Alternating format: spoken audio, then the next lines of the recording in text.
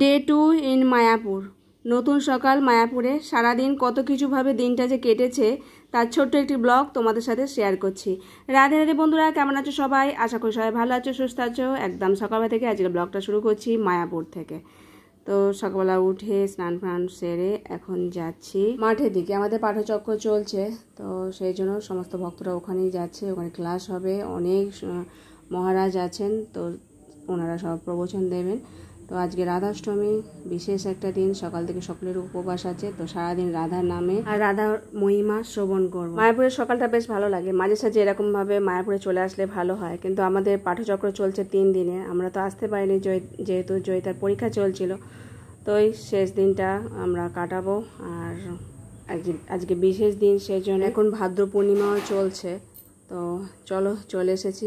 প্রচুর ভিড় ছিল, অনেক ভক্তরা সব।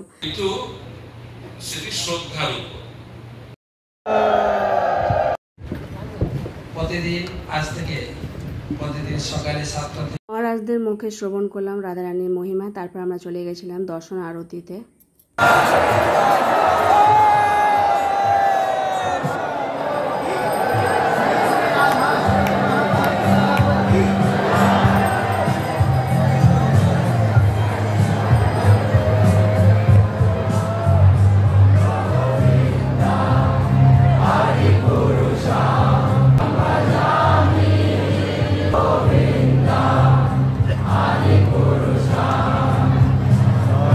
রাধাষ্টমীতে রাধারানীর দর্শন করো আর ভগবানকে দর্শন করো, অষ্টসখীও দর্শন করো। খুব সুন্দর সাজিয়েছিল আর প্রচুর ভিড় ছিল, এত ভক্ত ছিল বলার নয়। তো আমরা ভালো মতো দর্শন করেছিলাম, আনন্দও পেয়েছি রাধারানীর সাজ দেখে। তো মুগ্ধ হয়ে গেছে জীবন।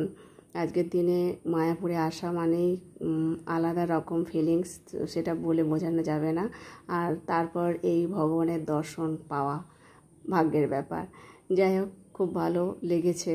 তারপর আমরা এখান থেকে চলে যাই একটু নাম হটে, কেননা 12টা বাজবে, তারপর তো আমরা প্রসাদ পাবো। তো সেই জন্যই কিছু কেনাকাটা দরকার ছিল, তো সেগুলো কিনেছি। তারপর 12টা বাজার পর প্রসাদেরও লাইন পড়েছিল প্রচুর। তো আমরা 1:30 পৌনে 2টোর সময় এই একটু প্রসাদ পেতে বসেছি। তো প্রসাদের মধ্যে অনেক কিছুই ছিল, আর প্রচুর ভিড় ছিল বলে অন্য জায়গাও আবার বসতে হচ্ছে। আমরা গীতা ভবনেই প্রসাদ পাই, অনেক ভক্ত প্রসাদ পেয়েছে। গরম অন্ন দিয়েছে, শুক্তো, বাঁধাকপির পকোড়া ছিল। খুব সুন্দর আজকের প্রসাদ ছিল। তো অনেকক্ষণ ধরে লাইন দিতে হয়েছে, তাই 12টা থেকে লাইন পড়ে গেছে। তো যাই হোক, মানে আমাদেরও প্রায় 2টো বেজে গেছিলো, পৌনে 2টো মতো প্রসাদ পেতে পেতে।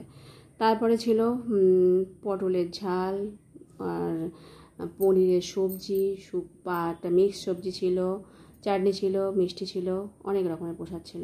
এটা মিক্স সবজি। তারপরে আবার একটু অন্ন নিয়েছিলাম, ডাল নিয়েছিলাম, আর তার সাথে পনির, পটলের একটা রসা মতো করেছিলাম শুধু পটল দিয়ে, সেটাও বেশ টেস্টি ছিল। আর তার সাথে পনির ছিল। আর সব থেকে ভালো লেগেছিল চাটনিটা এত সুন্দর হয়েছিল। আনারস দিয়েছিল, আমসত্ত্ব, কাজু, কিশমিশ, খেজুর দিয়ে বানানো, খুব টেস্ট হয়েছিল। আর তার সাথে রসগোল্লা। তো রসগোল্লা তো দিয়েছিল আমাকে একটা, তো জয়িতা আবার খাবে না বলে আমার পাতে তুলে দিয়েছে। যাই হোক, ওটা পছন্দ করে না যখন পেট ভরে যায়। তো যাই হোক, খাওয়া দাওয়ার পর আবার চলে এসেছিলাম একটু একাদশীর পাস্তা কিনতে। পাস্তা কিনে আর একটা আইসক্রিম কিনে গোপালকে দেবো বলে নিয়ে এসেছিলাম। গরমও প্রচুর পড়েছে, তো সেই জন্য। তো এই গোপালকে দেওয়ার পর আমরা এখন প্রসাদ পাচ্ছি। আবার বিকেলে প্রোগ্রাম আছে, একটু রেস্ট নিয়ে আবার বিকেলে আমরা যাব ওই জায়গাতেই। আজকে গুরুদেব আসবে, গুরুদেবের আজকে